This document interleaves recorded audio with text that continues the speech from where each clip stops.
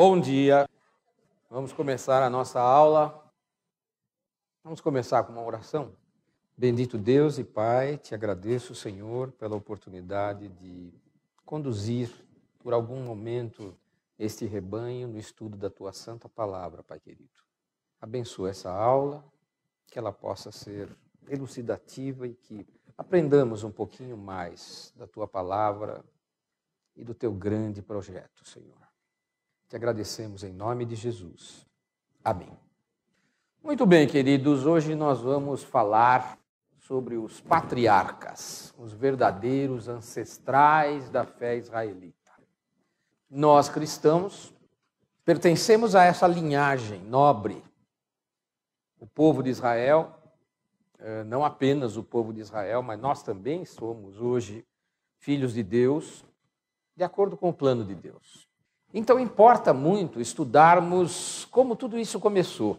Isso está em Gênesis, nos capítulos 12 aos capítulos 50, ou seja, a maior parte de Gênesis.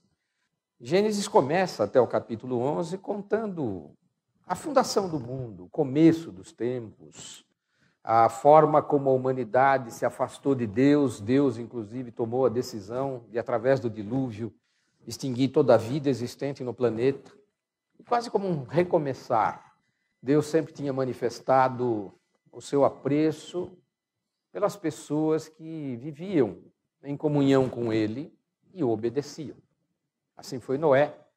Mas depois do dilúvio, a partir do capítulo 12, a Bíblia fala especificamente da formação do povo de Israel.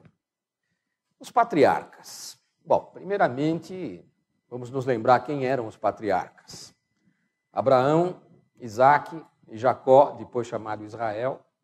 Esses são os indivíduos que começaram verdadeiramente a nossa igreja. Portanto, eles são os patriarcas da nossa fé. Por que patriarcas? Naquele tempo, pessoal, nós estamos falando basicamente da Idade do Bronze.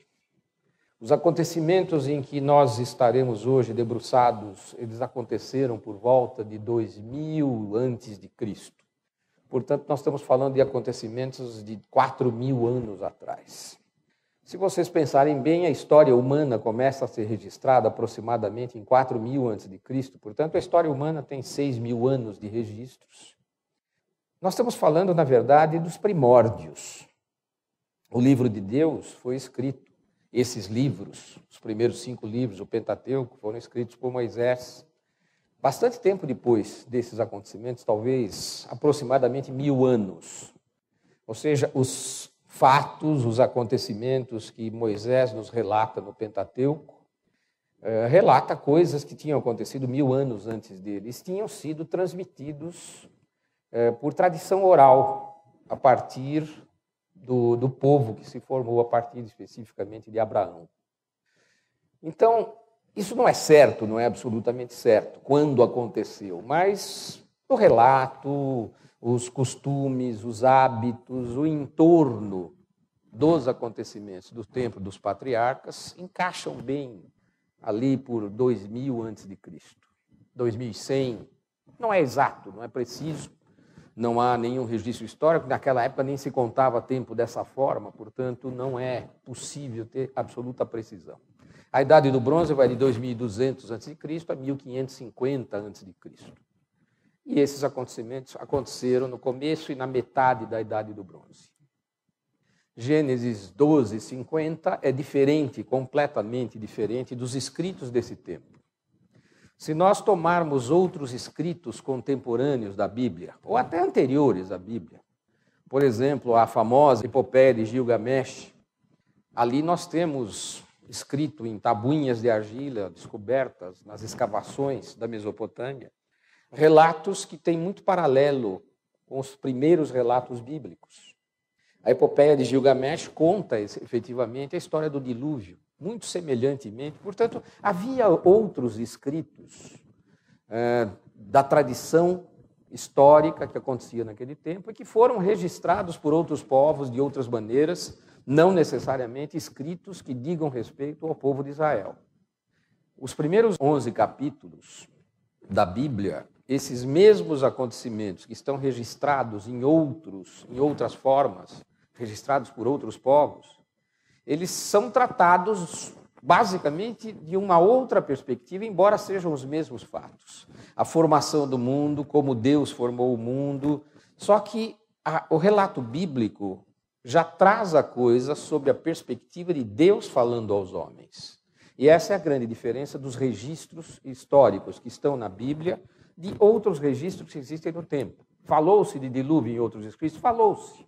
Mas, especificamente, a Bíblia fala do porquê foi o dilúvio, como Deus usou o dilúvio como forma de purificação, ou seja, a Bíblia, nos seus primeiros 11 capítulos, claramente fala de uma perspectiva divina, diferente dos outros escritos. Mas a partir do capítulo 12, a Bíblia começa realmente a tratar do grande problema deste mundo, que é o problema do pecado. E a partir do momento em que nós temos a visitação de Deus a Abraão, Deus começa a levantar a pontinha do véu do seu grande plano divino de salvação para a humanidade. Abraão foi uma pessoa muito importante. Até hoje ele é lembrado por 3 grandes religiões. Primeiramente, obviamente, pela ordem. O judaísmo tem Abraão como o nosso primeiro pai na fé, fundamentalmente, na fé consubstanciada no judaísmo. Depois, o cristianismo, por tradição, e tendo o Velho Testamento como a palavra de Deus, tanto como o Novo Testamento, reverencia Abraão como nosso primeiro grande pai na fé. E depois, mais tarde, no século VI, depois de Cristo, o islamismo também reverencia Abraão como pai na fé, porque vocês sabem, Abraão teve muitos filhos, mas os 2 filhos que são descritos com muita importância no Gênesis, Isaque e Ismael, Ismael deu origem ao povo árabe e, portanto, hoje o povo árabe teve o desenvolvimento do islamismo a partir de Maomé, no século VI, de modo que eles são descendentes de Abraão também, tanto quanto nós somos. E por isso o Islã, o mundo muçulmano, também reverencia Abraão como um patriarca, como um pai na fé. Ora, por meio de Abraão, o primeiro patriarca, Deus revela verdadeiramente o seu propósito, o seu plano em relação ao universo. Por meio das promessas que Deus fez a Abrão no primeiro momento, Deus revelou que tinha um plano para a humanidade, tinha um plano para o universo, e esse é o plano que nós chamamos de plano da salvação. Vamos resumir muito rapidamente a história de Abraão. Abraão nasceu em Ur, na Caldeia. Ur, na verdade, era uma cidade suméria. A Suméria é tida como a civilização mais antiga da humanidade. Nós temos registros sumérios que remontam ao 4º milênio antes de Cristo. De modo que quando Abrão nasceu, por volta de 2200, Ur já era uma cidade de 2000 anos, muito velha. A gente perde essa perspectiva. Só para a gente pensar o que são 2000 anos. Vamos andar 2000 anos para trás e nós temos, nesse momento, a fundação do Império Romano. Roma tinha sido primeiro um reino, nos primeiros 2 séculos, depois virou república por 500 anos, e somente por volta da época do nascimento de Cristo, Roma chegou ao status de império. Ou seja, nós estamos falando de uma diferença de tempo tão parecida quanto nós e Augusto, o primeiro imperador romano. O tempo é muito grande. Ou seja, quando Abrão nasceu, Ur já tinha esse tempo. Já era uma cidade muito antiga, uma cidade muito importante.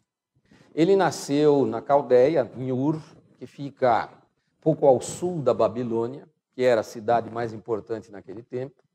E depois de um tempo ele emigrou com seu pai e os demais familiares em direção ao norte. O pai dele chamava-se Tera. Eles foram para uma região chamada Harã.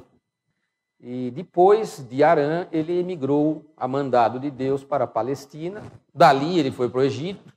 Do Egito ele voltou para a Palestina, afinal das contas era a terra prometida por Deus.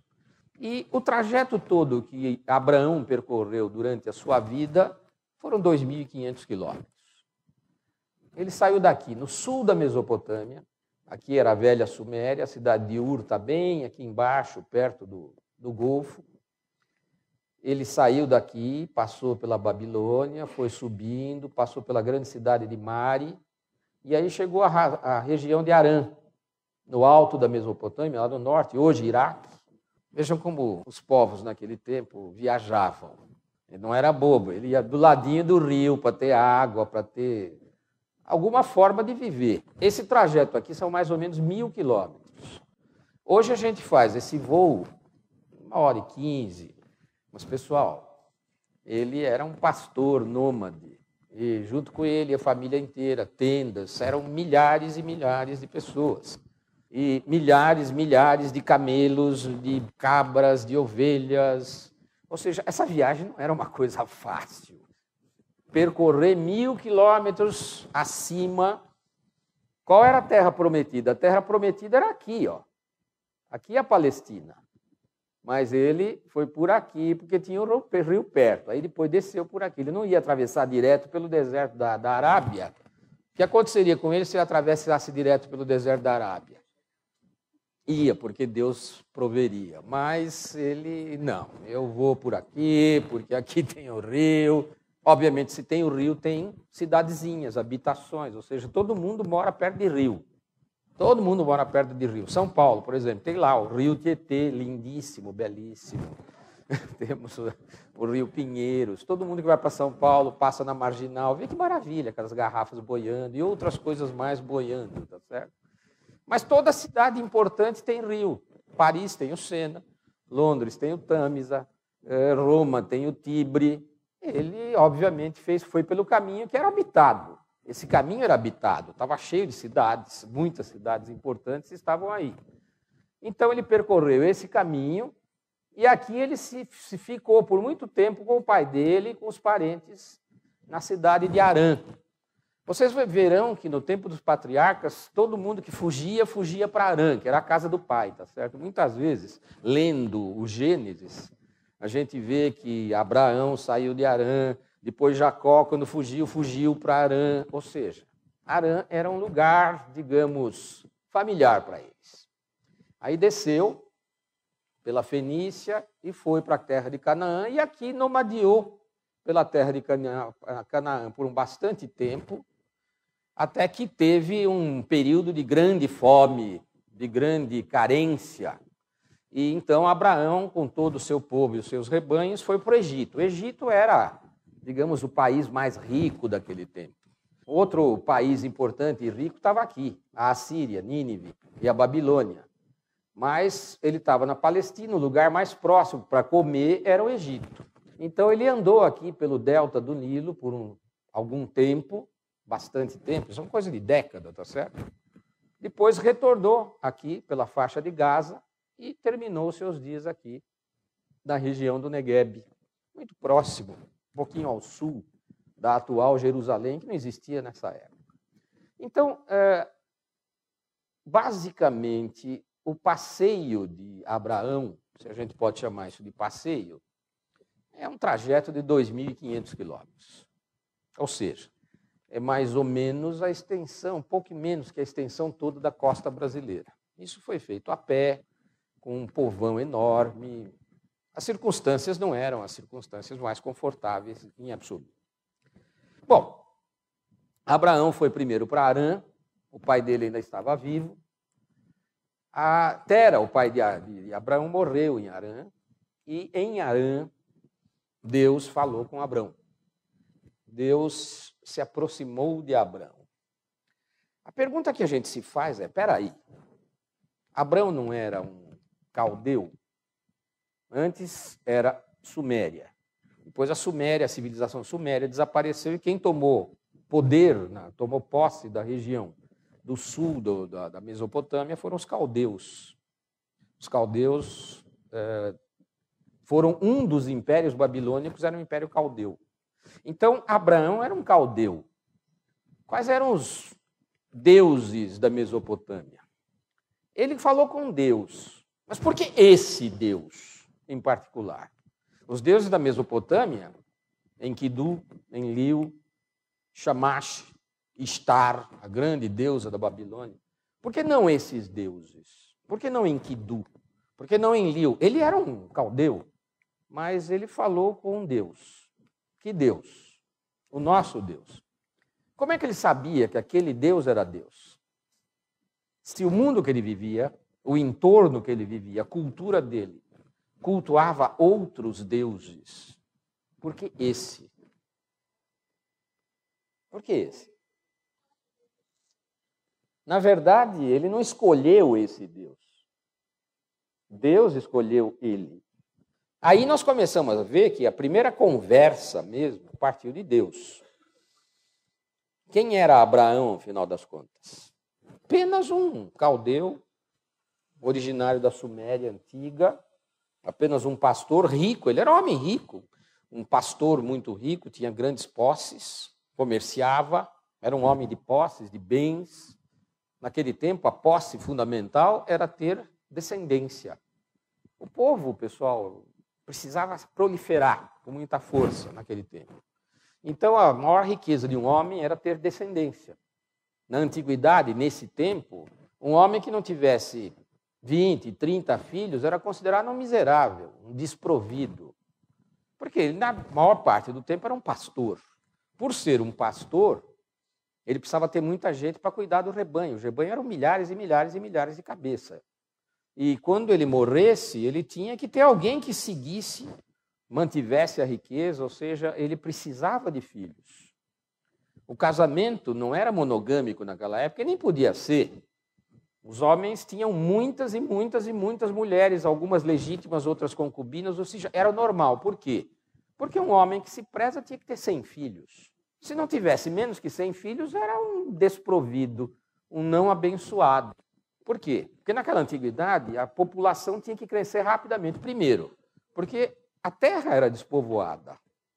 E além disso, o tempo de vida das pessoas na antiguidade, embora a Bíblia mencione espaços de tempo de vida muito longo, alguns viveram muito, mas na antiguidade a gente sabe que vivia-se pouco. Ou seja, você tinha 100 filhos, morriam 40, 50, 60. Provavelmente 30% é o que sobrava do que você tinha. Então tinha que fazer muito para sobrar alguns. Ou seja, esse era o grande problema. Um pastor rico, com milhares e milhares de cabeças de gado, precisava ter descendentes. E Abraão, coitado, não tinha nenhumzinho. Miserável. Ele já estava velho quando Deus falou com ele. Ora, o chamado de Deus a Abraão está em Gênesis 12, versículos 1 a 5. Ora, disse o Senhor a Abraão: sai da tua terra, da tua parentela e da casa do teu pai, e vai para a terra que eu te mostrarei. De ti, farei uma grande nação, e te abençoarei e te engrandecerei o nome. Sê tu uma bênção. Eu estou te abençoando e você será uma bênção. Abençoarei os que te abençoarem e amaldiçoarei os que te amaldiçoarem. Em ti serão benditas todas as famílias da terra. Então, partiu Abrão, como lhe ordenara o Senhor, e Ló foi com ele. Quem era Ló? Sobrinho de Abrão. Ora, tinha Abrão 75 anos quando saiu de Harã. Ou seja, Deus falou com ele por essa época. Ele já era um senhor idoso. Eu já estou quase chegando lá, você também, né, cara velho? O Zé Jorge e eu, quando estivemos no Egito aí com a turma recentemente, no Egito tem muito escaravelho. Então, a partir do Egito, a gente só se chama de escaravelho. Porque nós somos cara velho, né? Nós somos cara velho. Tá? Muito bem. Ok. Ele levou Abrão levou consigo a esposa, Sarai, a mulher dele, e a Ló, filho do seu irmão, e todos os bens que haviam adquirido e as pessoas que lhe acresceram em Harã. E partiram para a terra de Canaã, e lá chegaram. Seguindo a história, Abrão era o nome, homem nômade, muito rico. Ele primeiro recebeu um chamado de um Deus e ele abriu o coração e chegou à conclusão de que aquele Deus era Deus. Ou seja, Deus o chamou, Deus o escolheu e ele ouviu. Esse foi o primeiro ato de fé de Abrão. Mas uma segunda vez ele manifesta um ato de fé. Ele obedece a Deus e emigra de Harã. Ele devia estar lá há muito tempo já. Você fica 20, 30 anos num lugar, você cria laços, você cria raízes. Eu estou, por exemplo, vivendo aqui nessa região há 7 anos e meio. Ora, parece que eu sempre vivi aqui. Nem me passa pela cabeça sair daqui. Moro nessa região, gosto daqui, tenho os meus laços, minhas raízes. A gente forma laços e raízes muito rapidamente. Alguns anos que você permaneça no lugar, você forma laços e raízes. Você desenvolve bens, você constrói casa. E, de repente, um Deus fala com ele, fala, sai daqui. Você vai para uma terra, a Palestina, atual Israel. Essa é a terra que eu estou prometendo para você. Ah, legal. Lá não tem ninguém morando, está desabitado, é uma terra muito boa, está cheio de verde, está cheio de rios. Pessoal, a Palestina é um deserto miserável. Tem um riozinho lá, a gente lê na Bíblia, Rio Jordão. O Jordão é um riachinho, pessoal. É um riachinho como tem aqui em qualquer esquina, tá certo? Esse aqui que passa no... Como é que chama aqui? Não sei como é que ele chama, eu sei que é na rua Rosimbo Maia. O Rio Jordão é mais ou menos aquilo ali. Pessoal, e é o único rio que tem em Israel. Ou seja, um ato de fé. Vou para a Palestina porque Deus quer. Quando ele estava na Palestina, na primeira época, estava nomadeando por lá, deserto do Negueb, houve o tempo de fome. Então ele emigrou para o Egito porque o Egito tinha riquezas. E continuou crescendo o seu rebanho. Ló também era um pastor importante, também os rebanhos de Ló se desenvolveram, de modo que eles voltaram para a Palestina depois do tempo em que a fome passou na Palestina e chegou um tempo em que os rebanhos de Ló e de Abrão eram tão grandes que a terra não comportava. A terra não tinha capacidade de sustentar esses rebanhos. Se vocês forem lá, vocês vão ver que de vez em quando tem um trocinho verdinho lá, é a sarça. Rebanho movido a sarça, quer dizer, é difícil.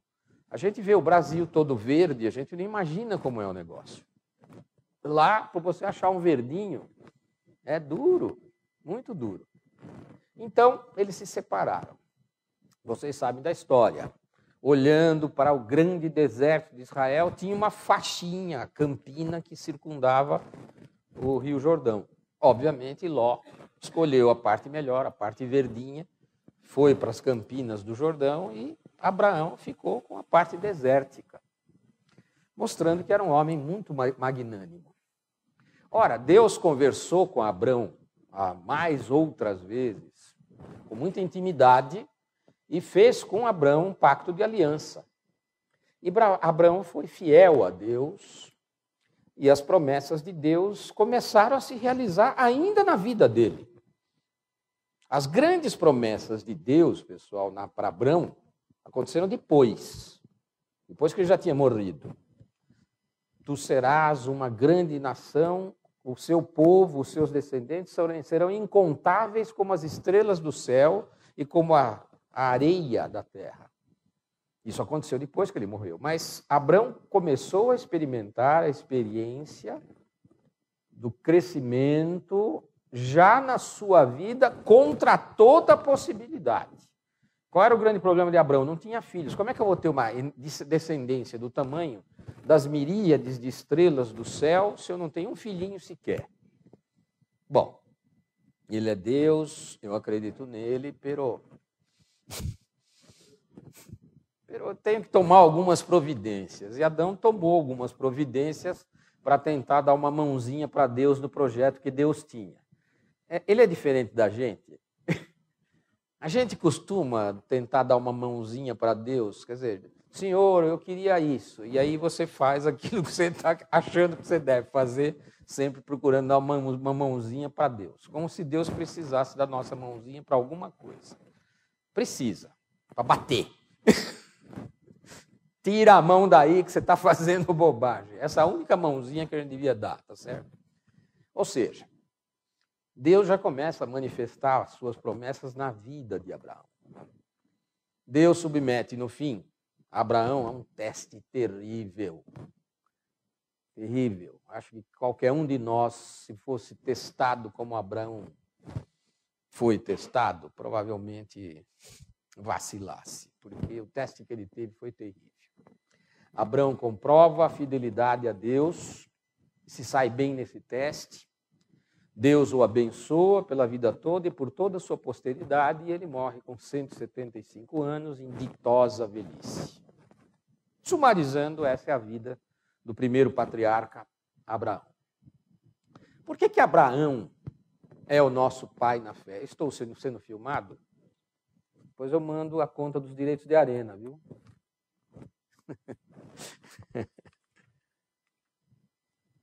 Ora, por que ele é o nosso pai na fé? O próprio capítulo de Gênesis, capítulo 15, versículo 6, mostra porque ele é o nosso pai na fé. Versículo curtinho. Ele creu no Senhor e isso lhe foi imputado para a justiça. Um Deus que se revelou, dentre tantos outros que havia na antiguidade, que eram os deuses mais familiares da Mesopotâmia, e eram muitos. Alguns muito poderosos, outros menos poderosos. No Egito tinha centenas de deuses. Mas ele ouviu a voz desse e creu. E creu. E crer lhe foi imputado para a justiça. Ou seja, a única coisa que ele fez foi crer. E Deus lhe imputou justiça por esta fé. Paulo nos diz em Romanos, capítulo 4, versículo 3, repetindo isso, quando ele prega no Novo Testamento, ele se remete exatamente a esse nascimento da fé. Pois o que diz a Escritura? Abraão creu em Deus e isso lhe foi imputado para a justiça. E aí nós vemos a essência da nossa fé. Deus não pede muito mais do que creiamos. Fala.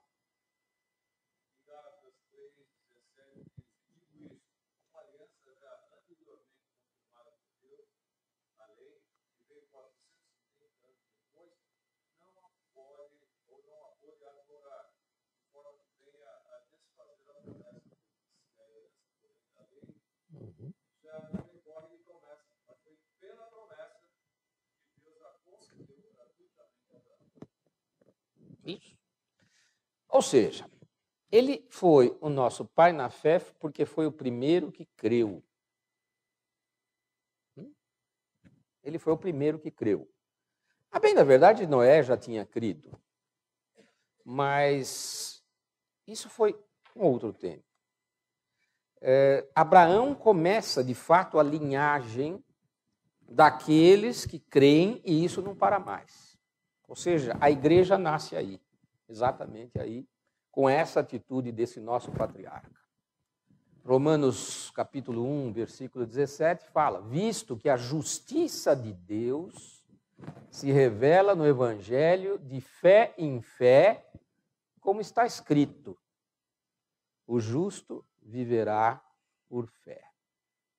Ou seja, a fé nos leva a Deus nos imputar justiça. Nós somos justos porque temos fé. E de quem vem a fé? De Deus que nos escolheu. Portanto, queridos, isso aqui é o fundamento, a primeira coisa que a gente vê nesse ato de Abraão, é a raiz, é o fundamento da doutrina da salvação pela fé.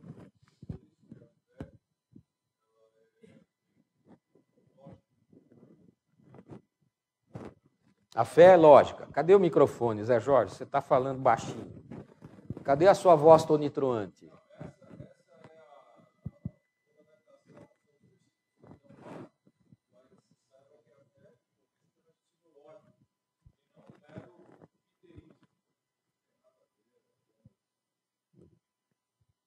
Apenas uma espécie de...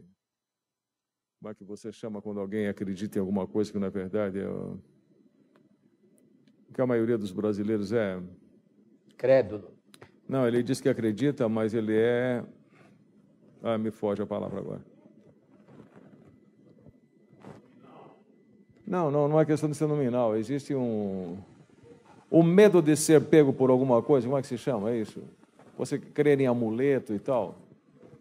Supersticioso. Isso. Agora sim. Obrigado. Supersticioso.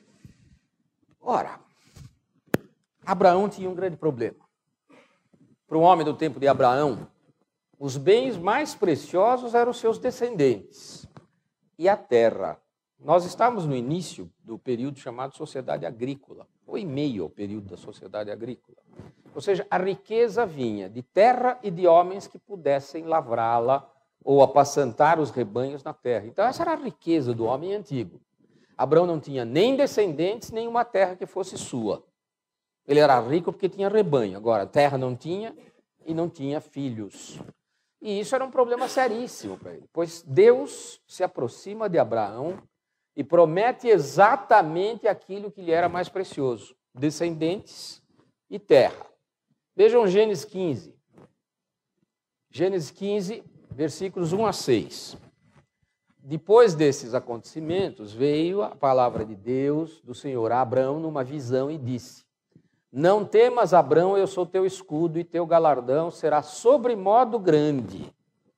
Respondeu Abraão: Senhor Deus, que me haverás de dar se continuo sem filhos, e o herdeiro da minha casa é o Damasceno Eliezer. Naquele tempo, quando alguém não tinha filhos, ele escolhia uma pessoa, um servo, alguém que ele adotava para que fosse o seu herdeiro. Isso era absolutamente normal. Muito bem. Disse mais Abraão: A mim não me concedesse descendência, e um servo nascido na minha casa será o meu herdeiro. A isto respondeu logo o Senhor, dizendo: Não será esse o teu herdeiro, mas aquele que será gerado de ti será o teu herdeiro. Então conduziu até fora e disse: Olha para os céus, conta as estrelas, se é que o podes. Ele disse: Será assim a tua posteridade. E ele creu no Senhor, e isso lhe foi imputado para a justiça. Seguindo, versículos 7 a 11. Disse-lhe mais: Eu sou o Senhor que te tirei de Ur dos caldeus, para dar-te por herança dessa terra. Perguntou-lhe Abrão: Senhor Deus, como saberei que hei de possuí-la? Respondeu-lhe Deus: Toma-me uma novilha, uma cabra e um cordeiro, cada qual de 3 anos, uma rola e um pombinho. Ele, tomando todos esses animais, partiu-os pelo meio e lhes pôs em ordem as metades. Daqui a pouco eu explico o que é isso. Uma defronte às outras, e não partiu as aves. Aves de rapina desciam sobre os cadáveres, porém Abrão não as enxotava. Na antiguidade, quando 2 pessoas faziam um pacto, esse pacto sempre envolvia sangue. Então, animais eram cortados no meio e as metades eram colocadas provavelmente em estacas. Então, metade do carneiro de um lado, metade do carneiro do outro, metade da cabra aqui, metade da cabra ali. E se fazia um corredorzinho assim. E aqueles que iam fazer aliança passavam pelo meio dessas partes como um ato de aliança de sangue. Isso era a cultura daquele tempo. Quando eu me aliava com alguém e fazia um pacto, eu passava pelo meio das metades daqueles bichos que estavam sendo sacrificados. Esse era um hábito daquele tempo. Muito bem. O que acontece? Versículos 12 a 18. Ao pôr do sol caiu profundo sono sobre Abrão, e grande pavor e cerradas trevas o acometeram. Então lhe foi dito: sabe com certeza que a tua posteridade será peregrina em terra alheia e será reduzida à escravidão e será afligida por 400 anos. Mas também eu julgarei a gente que tem de sujeitar-se e depois sairão com grandes riquezas. E tu irás para os teus pais, em paz será sepultado em ditosa velhice. Na 4ª geração tornarão para aqui, porque não se encheu ainda a medida da iniquidade dos amorreus. E sucedeu que, posto o sol, houve densas trevas, e eis que um fogareiro fumegante e uma tocha de fogo que passou entre aqueles pedaços. Naquele mesmo dia fez o Senhor aliança com Abrão, dizendo: a tua descendência dei esta terra, desde o rio do Egito até o grande rio Eufrates. Vamos lembrar o que eu acabei de dizer. A aliança era entre 2 homens, 2 pessoas que se alinhavam num pacto, cortavam animais, faziam um corredor e a aliança era simbolizada por passar nesse corredor. O que nós vemos aí, a figura desse caldeirão de fogo, essa tocha de fogo. A tocha de fogo passou sozinha no meio dos animais. Abraão foi derrubado por um sono irresistível. E, na verdade, essa tocha de fogo representa o Espírito de Deus. Deus sozinho passou. O que isso significa? Que o pacto vem de Deus. É uma dádiva para nós. Ele passou sozinho. Ou seja, isso é unilateral. É uma promessa que Deus faz de aliança e ele passa pelo corredor sozinho, sem que Abrão esteja possibilitado de passar junto, porque isso não dependia da vontade de Abrão e não dependia do ato do ser humano. O pacto de Deus conosco não depende de nós, depende dele. É unilateral, é Deus estendendo a mão para a humanidade e ele sozinho passa. É exatamente esse o significado arrepiante desse trecho. Muito bem. Meus caros, apesar da promessa da sua fé, Abraão era uma pessoa muito imperfeita. Uma pessoa muito imperfeita e a lição que Deus nos dá, pessoal, é exatamente essa. Eu escolho, apesar das suas imperfeições, dos seus pecados, eu escolho quem eu quero. Vejam, ele era imperfeito, pecador e passa a tomar providências por conta própria para fazer acontecer as promessas de Deus. Abraão tentou ajudar a Deus na promessa. Vejam, grandes erros que a Bíblia relata que Abraão cometeu. Havendo fome na Palestina, apesar da promessa de Deus, ele emigrou para o Egito. Deus não mandou ele para ir para a Palestina? Sim. Ele creu? Sim. Obedeceu? Sim. Mas quando a coisa ficou feia, não sei não, sabe? Quem sabe essa promessa não era bem aquilo que eu queria. Ele vai para o Egito. Hoje em dia, passar da Palestina para o Egito é a mesma coisa que passar dos Estados Unidos para a Bolívia, tá? Mas naquele tempo era invertido, tá? A Palestina era um deserto desgraçado e o Egito era rico. Então ele resolveu por conta própria ir para o Egito, porque acho que a coisa aqui não está boa. Esse foi o primeiro ato de pecado importante que Abraão cometeu depois da aliança. No Egito, com medo de ser morto, ele foi para o Egito. Sarai, apesar de já ser uma mulher avançada em anos, ela não era jovenzinha. Nessa altura, Sarai devia estar lá com seus 80 anos. Mas ela devia ser uma mulher muito bonita. Devia ser uma mulher muito bonita. Como a dona Yara. Lindíssima. Pois é. Ele foi para o Egito e acho que se eu disser que ela é minha esposa, vão me matar para pegar ela de mim. E, de fato, o faraó se interessou por ela. A mulher devia ser um espetáculo. realmente um espetáculo. Uma mulher atraente, sedutora, aos 80 anos não é normal. Mas Sarai deveria ser uma mulher extremamente sedutora, extremamente atraente, tanto que o faraó toma Sarai para o seu harém, e Abraão disse que ela era irmã dele. Para que isso? Bom, é minha irmã, vai lá, tudo bem, eu escapo com vida. Porque se eu disser que sou marido dela, ele me mata para ficar com ela. Então ele mentiu. De fato, Sarai era irmã dele. Ela era uma parente muito próxima, prima. Naquele tempo era todo mundo primo, né? Quer dizer, primo, sabe? As famílias eram incestuosas. Tá? Então Sarai era, assim, de fato, uma prima muito chegada, prima irmã, podia ser chamada de irmã, mas na verdade ele disse que era irmã para fugir ao possível perigo de Faraó mandar matá-lo, porque ele era esposo daquela mulher bonita que o Faraó queria. Então ele mentiu seriamente, agrediu o pacto que tinha pelo casamento com a sua esposa de medo de ser morto. Esse também foi um terrível pecado. Depois, resolveu dar uma mãozinha a Deus, gerando um filho com Agar, a escrava de Sarai.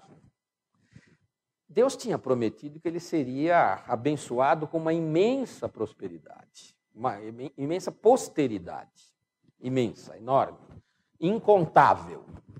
Mas os anos iam passando, depois da promessa de Deus, e neca da mulher gerar filho. Sarai era estéril. Já estava chegando nos 90 anos. Quando Sarai tinha 86 anos, Abrão e Sarai fizeram um acordo. Sarai tinha uma escrava egípcia, uma serva. Abrão, eu sou estéril, não tenho mais idade para ter filho, então toma minha serva Agar, coabita com ela, e quem sabe ela possa me dar um filho em que eu possa colocar nos meus joelhos. E, de fato, Abrão achou, a promessa de Deus até agora não aconteceu, então vamos dar uma mãozinha para ele. Coabitou com Agar e gerou um filho chamado Ismael. Também isso mostra que Abraão, apesar de crer, tinha lá suas dúvidas. Ou seja, era fraco, pecador como nós todos. A gente acredita, pero no mucho. Esse é o ser humano. A Bíblia é notável porque ela pega pessoas absolutamente iguais a nós para nos ensinar as coisas fundamentais da fé. Abraão era uma pessoa exatamente igual a nós. Exatamente igual a nós. Quando ele, de volta para a Palestina, tem um outro episódio. De novo, ele apresenta Sarai como sua irmã, e Sarai foi levada para o harém do rei Abimeleque, que era um rei poderoso. Havia guerras na Palestina, Abrão estava lá no meio das coisas. Ele, obviamente, deve ter se aproximado de Abimeleque, porque deveria ser um aliado importante. E Sarai, já devia estar chegando nos 90, mas devia ser uma mulher espetacular, porque, né? Ele disse, não, é minha irmã, não tem problema nenhum. Então, Abimeleque, quero essa mulher para mim, traz para o meu harém. Só que Deus se apresentou a Abimeleque, se você tocar nessa mulher, você vai ser morto. E Abimeleque, mas, senhor, eu não fiz nada, eu estou de boa fé, não sabia que ele era a mulher do cara.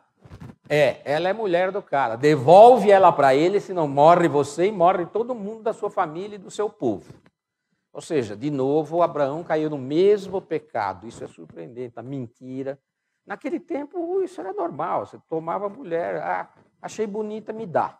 Mulher era um troço assim, meio secundário, meio... Gostei, é meu. Os homens tinham total poder patriarcal nesse tempo. Então, mulher era, gostei, quero, é minha. Se você é poderoso, vai enchendo o harém. O dia que der vontade, você vai conhecer essa mulher. Então, tem aquela fila de mulher esperando o dia que o senhor dela resolvesse finalmente conhecê-la. Conhecê-la em sentido bíblico, né? Conhecimento sexual. Ou seja, em Abrão nós vemos que Deus concede a salvação aos que não são dignos dessa salvação. Em absoluto. Deus mostra claramente, através de Abrão, que Deus concede salvação a quem não é digno dessa salvação. Isso quer dizer, aí está a doutrina da eleição. Ele escolhe quem quer. Deus justifica até os ímpios. Ele nos escolhe unilateralmente, sem que nada mereçamos. Em Abrão, nós temos um espelho de nós mesmos, pessoal. Ou seja, nós devemos afastar de nós toda a confiança em nossa bondade, entre aspas, e a nossa esperteza, entre aspas, como meio de salvação. Ou seja, a nossa esperança tem que estar apenas em Deus e em sua promessa, e devemos confiar nele, porque a promessa de Deus é imutável. Nós sempre tendemos a confiar em nós e tentamos dar uma mãozinha a Deus, e isso é um tremendo pecado, porque isso mostra, na verdade, falta de fé. Quão pequena é a vossa fé. Ora, a quem Deus acredita justiça? Abraão não perdeu a fé, nem duvidou da promessa de Deus, a sua fé o encheu de poder. E ele louvou a Deus porque tinha toda a certeza que Deus podia fazer o que havia prometido. Por isso, Abraão, por meio da fé, foi aceito por Deus. As palavras foi aceito não falam somente dele, falam também de nós, que queremos ser aceitos, nós os que cremos em Deus, o qual ressuscitou Jesus, nosso Senhor. Jesus foi entregue para morrer por causa dos nossos pecados e foi ressuscitado a fim de que nós fôssemos aceitos por Deus. Isso está em Romanos, capítulo 4, versículos 20 a 25. Paulo nos dá exatamente essa lição fundamentada na experiência do patriarca Abraão. Então vejam, apesar de todas as imperfeições evidenciadas, Deus se concentrou nos aspectos positivos de Abraão. Ele era um pecador imperfeito, sim, mas ele tinha aspectos positivos. Todos nós somos assim. Nem todo mundo é horrível ou bonzinho. Nós somos um pouco bonzinhos, um pouco horríveis. Alguns são mais bonzinhos, outros são mais horríveis. Mas todos nós somos uma mistura de bonzinhos e horríveis. Pois Deus foca exatamente os aspectos positivos, e isso está evidenciado por Abraão. Temos que aprender com o grande aspecto positivo de Abraão. O quê? A fé. E por isto Deus lhe imputou justiça. Mas temos que aprender também com as suas fraquezas. A fé é o fator que conduz o ser humano para além das suas limitações. Esta é a única qualidade que consegue alcançar a aprovação de Deus. Nada que a gente possa fazer ou queira fazer é satisfatório para Deus. A única coisa que é satisfatória para Deus é a nossa fé. O nosso ato de fé. Cremos e confiamos. Pela fé, Abraão deixou Harã, peregrinou pela terra prometida. Pela fé, Abraão gerou um filho com Sara, apesar de centenário. Quando Isaque nasceu, Abraão tinha 100 anos e Sara tinha 90. Pela fé, Abraão ofereceu Isaque em sacrifício com a certeza que Deus o ressuscitaria dos mortos e o traria de volta para si. Isso é familiar para nós, né? Bem familiar. Vejam lá, Gênesis 22, versículos 1 a 5. Depois dessas coisas, pôs Deus a Abraão à prova, ele disse a Abraão, este lhe respondeu, eis-me aqui. Acrescentou Deus, toma teu filho, teu único filho Isaque, a quem amas, e vai à terra de Moriá, oferece-o ali em holocausto sobre um dos montes que eu te mostrarei. Levantou-se, pois, Abraão de madrugada e, tendo preparado o seu jumento, tomou consigo 2 dos seus servos e a Isaque, seu filho. Rachou lenha para o holocausto e foi para o lugar que Deus lhe havia indicado. Deus prometeu uma posteridade para Abraão. Sara gerou um filho aos 90 anos de idade. Depois de 100 anos de espera, a promessa aconteceu. E agora Abraão tinha um filho legítimo que seria o filho da aliança. Ele amava esse filho. Eu não sei o que acontece quando a gente é pai mais velho, a gente tem uma relação diferente com a criança. Eu tenho 3 filhos na casa dos 35 anos. Eu gosto muito deles. Mas a minha temporã Luísa é um alguma coisa muito especial para mim. Porque ela nasceu quando eu já tinha 40. É filha da minha velhice. E existe, assim, alguma coisa muito especial entre eu e ela. E isso é recíproco. Todas as pessoas que são pais mais velhos relatam exatamente isso. É uma experiência diferente você ser pai já quando você é maduro. Eu fico imaginando Abraão com 100 anos, tem o primeiro filho. Tem aquele bebezinho, gordinho, faz xixi na sua cara, senta no colinho, você dá leite, engatinha, você desenvolve uma ternura tão grande por aquele bichinho. Depois de 100 anos aconteceu o filho da promessa. E um belo dia, quando Isaac já era um adolescente, eu quero esse seu filho em holocausto. Ponham-se na pele de Abraão. Ponham-se na pele de Abraão. É terrível, absolutamente terrível. Abraão não discutiu. Imediatamente, dormiu, pegou a lenha, levantou, botou o filho em cima do burro e vamos lá. Montanha de Moriá. E lá foi ele. Ao terceiro dia, erguendo Abraão os olhos, viu de longe o lugar. O Monte Moriá é exatamente onde veio a ser o templo de Israel e que hoje é o Domo da Rocha. Muito bem. Ao terceiro dia, erguendo os olhos, Abraão viu o lugar de longe, então disse aos seus servos: esperai aqui com o jumento, e eu e o rapaz iremos até lá, e havendo adorado, voltaremos para junto de vós. Tomou Abraão a lenha do holocausto e colocou-a sobre o Isaque, seu filho. Então o filho vai ser sacrificado e tem que carregar a lenha. Mais ou menos como Jesus carregou a cruz. Isso é símbolo. Tá? Ele, porém, levava nas mãos o fogo e o cutelo. Assim caminhavam ambos juntos. Quando Isaque disse a Abraão, seu pai: meu pai, respondeu Abraão: eis aqui, meu filho. Perguntou-lhe Isaque: eis o fogo e a lenha, mas onde está o cordeiro para o holocausto?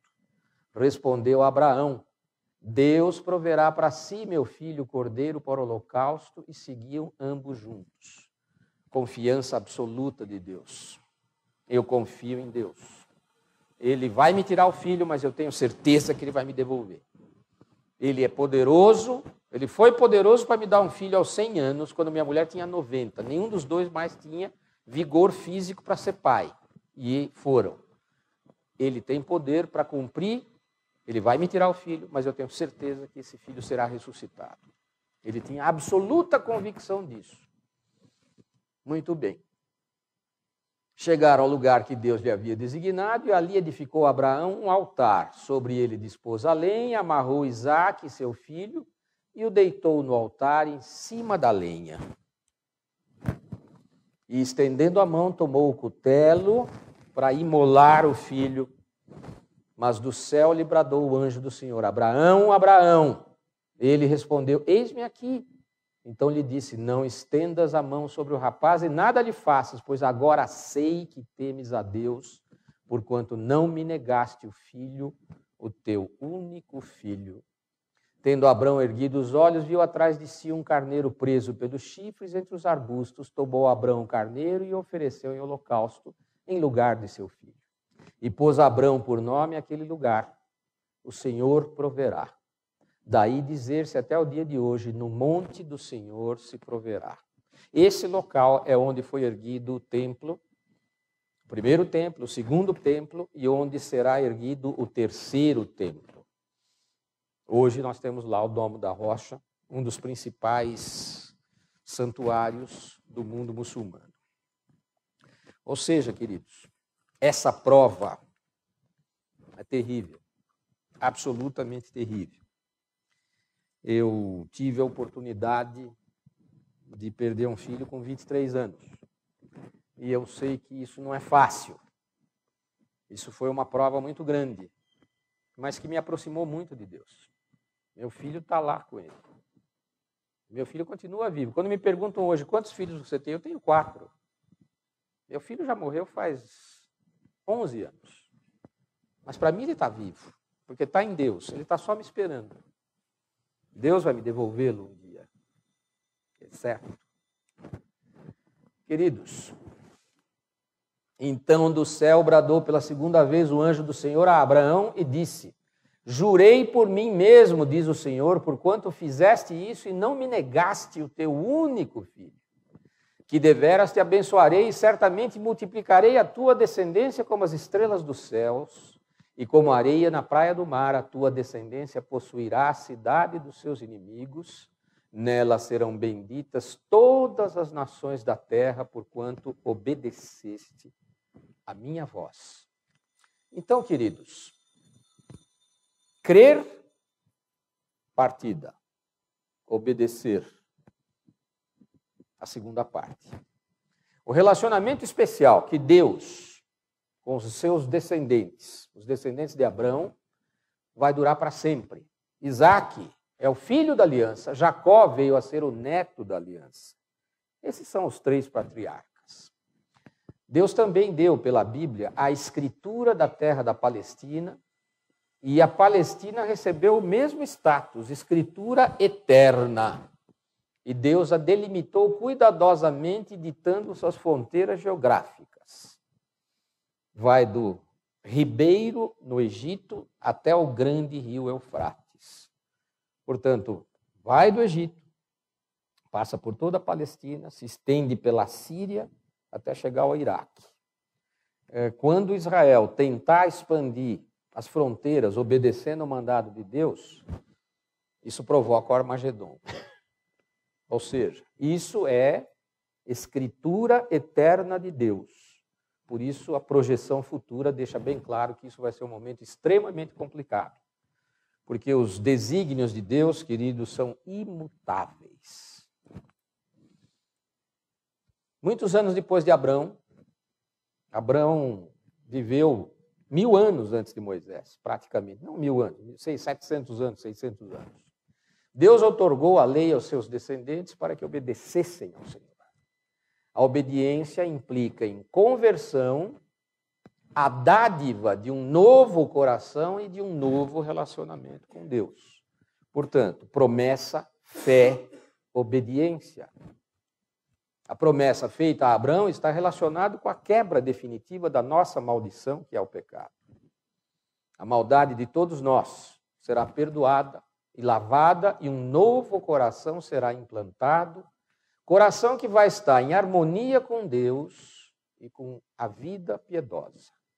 É, na verdade, esse o motivo pelo qual nós somos, efetivamente, filhos de Abraão na fé. Por meio da raça de Abraão, Deus pretende purificar a humanidade. Nós somos raça de Abraão. Deus determinou clara direção para a história. Uma direção que está conectada com a experiência de uma raça escolhida, chamada para ser o canal por meio do qual Deus iria abençoar o mundo inteiro. Quando nós vamos a Israel, o povo de Israel é meio frio, meio difícil, eles talvez não entendam que nós temos um afeto especial por eles. Porque nós vemos o povo de Israel, o elo da corrente pelo qual a fé chegou até nós. Eles nos legaram o Senhor, eles nos legaram a Bíblia, eles nos legaram Jesus. E eles não percebem isso. Quando a gente vê a dureza como eles tratam os cristãos, a gente percebe claramente isso. Por isso Deus proveu o cordeiro para o holocausto da purificação. Ou seja, o seu único filho. Ele também era um judeu. Na pessoa de Jesus, Deus atinge todo o seu propósito e a totalidade dos seus planos. A promessa que Deus fez a Abraão se realiza efetivamente através de Jesus. Os filhos de Abraão, Isaque e Jacó, Israel, tornar-se-iam uma nação designada para revelar Deus ao mundo, o qual vivia sem entendimento e sem qualquer esperança. Isaque e Jacó são elos importantes na corrente pela qual Deus passa essas promessas adiante. Isaque foi uma figura importante, menor que Abraão, possivelmente menor que Jacó, mas ele é um elo na corrente. Isaque teve a repromessa Deus refez o pacto que tinha feito com Abraão com seu filho Isaque. Isaque orou ao Senhor por sua mulher porque ela era estéril. E o Senhor lhe ouviu as orações e Rebeca, sua mulher, concebeu. Os filhos lutavam no ventre dela, então disse: se é assim, por que vivo eu? E consultou o Senhor. Respondeu-lhe o Senhor: 2 nações há no teu ventre, 2 povos nascidos de ti. Se dividirão, um povo será mais forte do que o outro, e o mais velho servirá ao mais moço. Nós estamos falando de Esaú e Jacó, os filhos de Rebeca. Cumpridos os dias para que desse à luz, eis que se achavam gêmeos no seu ventre. Saiu o primeiro, ruivo, todo revestido de pelo, era um ruivo peludo. Por isso lhe chamaram Esaú. Depois nasceu o irmão que segurava com a mão o calcanhar de Esaú, por isso lhe chamaram Jacó. E era Isaque de 60 anos quando Rebeca lhes deu à luz. Ora, apesar de Isaque ser o filho da aliança, ele sai de cena praticamente de uma maneira muito rápida quando nascem os seus filhos. Ou seja, Jacó, vocês lendo a Bíblia sabem, era um cara muito esperto, por 2 vezes enganou o pai, e ele acaba obtendo o direito da primogenitura e dá início, então, às 12 tribos de Israel. Ou seja, o patriarca começa. Abraão viveu lá em 2200 a.C., ele gera Isaque e Ismael. O filho da aliança é Isaque, não Ismael. Depois nós temos Jacó, que depois mudou o nome para Israel, Deus mudou o nome para ele, não Esaú. Jacó é a linhagem. Viveu por volta de 2000 a 1859, 1898 aproximadamente, Jacó e os seus filhos vão para o Egito. E aí vem as 12 tribos de Israel. Filhos de esposas legítimas, Lia e Raquel, e de suas concubinas. Ruben, Simeão, Judá, Zebulon, Levi, Issacar, Dan, Gade, Aser, Naftali, Benjamim, Manassés e Efraim. Essas são as 12 tribos que povoam o mundo. As 12 tribos de Israel. Interessante. Judá é o pai da linhagem de Davi e Jesus. Levi não recebeu terra. Quando a terra da Palestina foi dividida, Levi não recebeu terra, porque ele recebeu o sacerdócio como quinhão. E esses dois, Manassés e Efraim, não são filhos de Jacó, são filhos de José, portanto são netos de Jacó. José pode ser tido também como um patriarca, porque 2 partes das tribos de Israel são filhos, na verdade, de José. Ou seja, essa é a linhagem. Deus falou com Isaque, Gênesis 26, 1 a 6, não vou ler porque o tempo acabou. Deus reafirmou a aliança com Abrão, fez a nova aliança com Isaque, e o mesmo sucedeu com Jacó. Gênesis 28, 10 a 14, é o momento em que Deus se apresenta a Jacó, e ele reafirma a Jacó: eu sou o Senhor, Deus de Abrão, teu pai, e Deus de Isaque. A terra em que você está deitado, eu te darei a ti e a tua descendência. A tua descendência será como o pó da terra, estender-te-ás para o ocidente, para o oriente, para o norte e para o sul. Em ti e na tua descendência serão abençoadas todas as famílias da terra. Ou seja, Jacó, com os seus 12 filhos, realmente foi aquele que abriu a povoação e a nação de Israel. Ou seja, depois desse pacto de Deus com Jacó, nós vemos exatamente isso. As declarações repetidas a Isaque e a Jacó deixam claro que o propósito anunciado de Deus será cumprido por meio da linguagem familiar que tem origem em Abrão. Deus conversou com aquela família, Abrão, Isaque, Jacó e a sua posteridade. Portanto, Abraão é o nosso ancestral, o nosso progenitor na fé, tanto de forma natural como exemplo de fé que ele foi. Em suma, por que eles são os nossos ancestrais na fé? Essa lição nos deixa, no fim das contas, 3 coisas absolutamente fundamentais. Primeiro, a doutrina da eleição. Nós somos escolhidos porque aprouve a Deus nos escolher. Ele nos elegeu. Ele fez uma promessa. e Ele fez uma aliança conosco. E é exatamente isso que acontece. A estrutura que Deus estabeleceu com os patriarcas é a base do plano da redenção que se realiza com Jesus Cristo. Ok, irmãos? Muito obrigado pela atenção de vocês. Perdoem por ter cedido um pouquinho o tempo, mas às vezes eu fico tão entusiasmado preparando a aula que às vezes ela passa um pouquinho do tamanho que devia ter. Vamos terminar com uma oração. José Jorge, você faria essa oração para a gente no final? Santo e eterno Deus, nosso Pai, nós te somos gratos pelos momentos que passamos na tua casa, maiormente na escola dominical, onde podemos ter acesso à tua palavra e também a possibilidade de manifestarmos as nossas opiniões, as nossas incompreensões, e com tudo isso acabamos aprendendo um pouco mais a teu respeito, a respeito do teu amor manifestado lá no início de toda a história da redenção. Abraão, Isaac e Jacó, concluindo com Jesus Cristo na cruz ao dizer, está tudo consumado. Dá-nos, ó Deus, cada vez mais certeza a respeito desse Deus que provê todas as coisas e que olha para o nosso coração porque Ele deseja assim fazer. Não que o mereçamos, porque os méritos só nos são dados, só nos são reconhecidos através do sacrifício e do amor de Jesus manifesto na cruz.